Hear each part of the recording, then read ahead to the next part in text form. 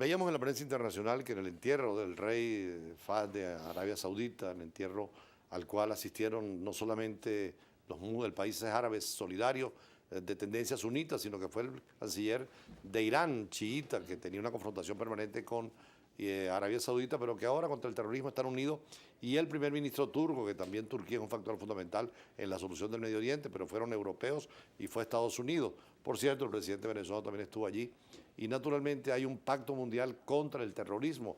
Lo de España es una muestra más de que las autoridades de los partidos de cualquier signo están contra el terrorismo. En Venezuela, uno de los centros que ha reflexionado más sobre esto es el Instituto, el Centro Hannah Arendt. Por eso conversamos con Alejandro Oropesa, director del observatorio, cómo encarar el terrorismo, cómo formar cuadros contra el terrorismo, cómo trabajar por la paz. Fíjate que en el Observatorio Hannah Arendt, desde el año 2007, nosotros comenzamos un programa nacional de enfrentamiento de la violencia. Porque ¿con qué se combate el terrorismo? Con paz, con establecimiento, con la transmisión de herramientas que permitan a la sociedad y a la comunidad crear mecanismos y generar paz.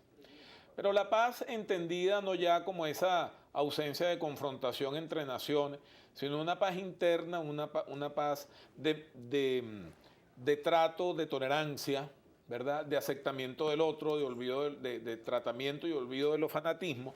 Es decir, de lo que estamos hablando al final es de estrategias para crear en la población venezolana mecanismos que permitan a las propias comunidades edificar mecanismos de cultura de paz. Por cierto, los acompañé en la Universidad Metropolitana con un tema para estudiantes y profesores sobre eso de la paz y contra la violencia, ¿no? Sí, ese es un proyecto que acaba de culminar el 31 de diciembre, que tenía como objetivo fundamental el transmitir herramientas, conocimientos, estudios históricos y así como el diseño de acciones orientadas hacia combatir el antisemitismo en un marco muy general de la tolerancia religiosa. Entonces, vemos cómo la intolerancia religiosa es, en estos últimos tiempos, la que ha levantado la bandera del terrorismo en Europa, en el propio Oriente Medio, etc. Y una de las herramientas que perseguía y persigue, porque es un programa que seguramente continuará en el corto plazo, persigue es dar herramientas para vacunarnos en salud.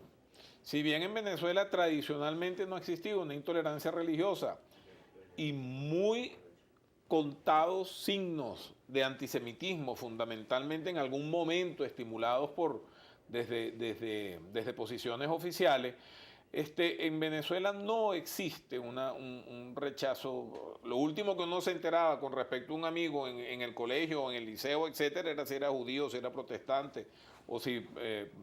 Además ha sido un país que ha acogido a todos los grupos. Está la experiencia de Andrés Eloy Blanco. Los árabes han llegado acá, los judíos, los africanos de cualquier parte, sí, y se les ha acogido muy bien, además se integran muy fácilmente. Exacto. Está la mezquita acá, está la sinagoga. Bueno, la calle de las religiones. Está la iglesia así, maronita también. Ahora, ustedes, Hannah Arendt, ¿por qué la toman como modelo, como paradigma?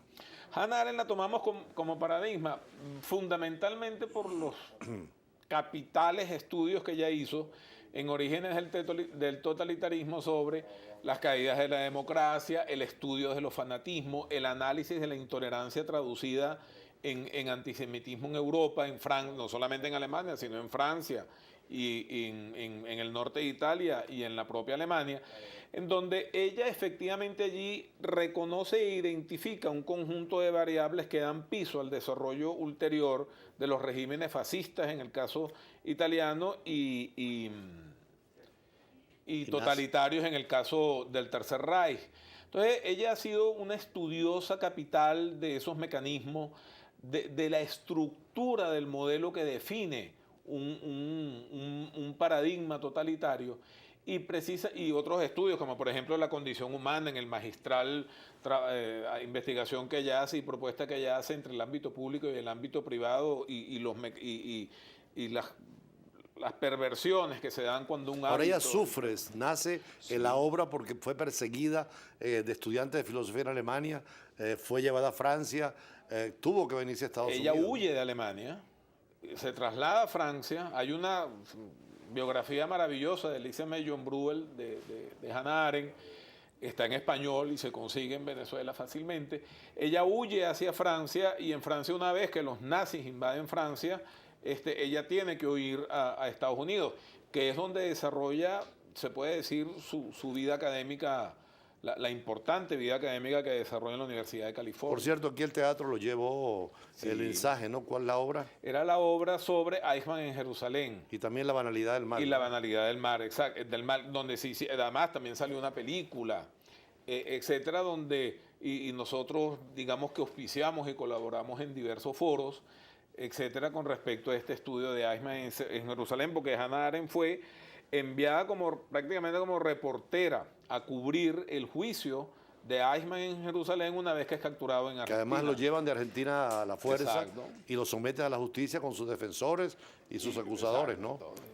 Además el nazismo, que por cierto Auschwitz fue liberado apenas hace 70 años, 3 días, es un símbolo de que no pueda pasar más nunca eso, ¿no? Exacto. Bueno, como dijo por ahí, ahorita no me acuerdo, que no iba a volver a pasar más nunca, y han pasado 3 genocidios más. Sí, el de Ruanda, por ejemplo, Ajá, terrible, por ejemplo. de Yugoslavia. Entonces, nosotros a Hannah Arendt la ubicamos en ese ámbito de estrategias prácticas, efectivas, posibles, para coadyuvar con mecanismos de generación de tolerancia como si fuera una pila al cual siempre acudir cuando se nos presentan problemáticas de este tipo de discriminación, bien sea política, religiosa, etcétera, dentro de la sociedad venezolana.